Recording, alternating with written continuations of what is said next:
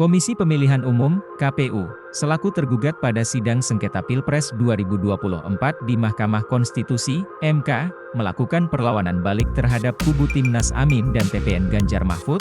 Tak hanya melakukan pembelaan, namun KPU juga mampu membungkam tudingan-tudingan yang ditujukan oleh kubu 01 dan 03.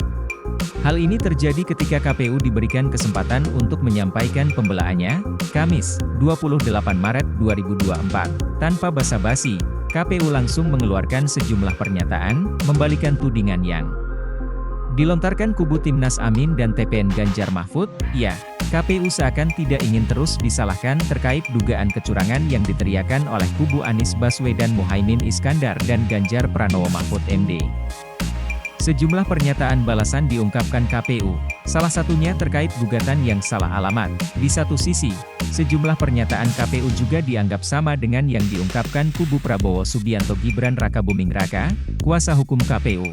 Hifdzil Alim menyebut bahwa permohonan sengketa Pilpres yang diajukan kubu Anies dan Ganjar tidak sesuai dengan aturan yang berlaku. Kuasa hukum KPU beranggapan bahwa gugatan kubu Anies dan Ganjar melanggar aturan MK, ketentuan yang dianggap dilanggar tercantum dalam permohonan kubu 1 dan kubu 3.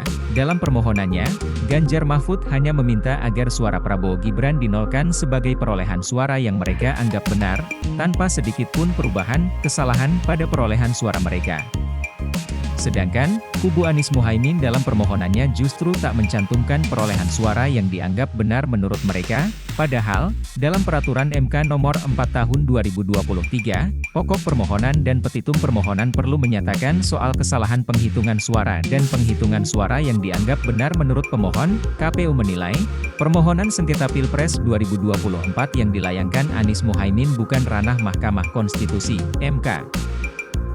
Hifdzil menegaskan bahwa konstruksi hukum pemilu di Indonesia telah menyediakan berbagai jalur hukum kepada institusi yang berlainan sesuai kewenangannya. MK, paparnya, berwenang mengadili perselisihan hasil pemilu, namun KPU beranggapan, permohonan Anies Muhaimin tidak mendalilkan perselisihan hasil pemilu, tetapi justru mendalilkan dugaan pengkhianatan konstitusi terhadap asas penyelenggaraan pemilu yang bebas, jujur, dan adil, pelanggaran prosedur, serta tidak menyandingkan perbedaan hasil pemilu. Oleh karena itu, Hifdzil mengatakan, permohonan itu bukan materi yang dapat diputus MK karena bersifat kabur dan tidak jelas mendalilkan perselisihan hasil pemilu. Gugatan tersebut pun dianggap tidak jelas dan kabur.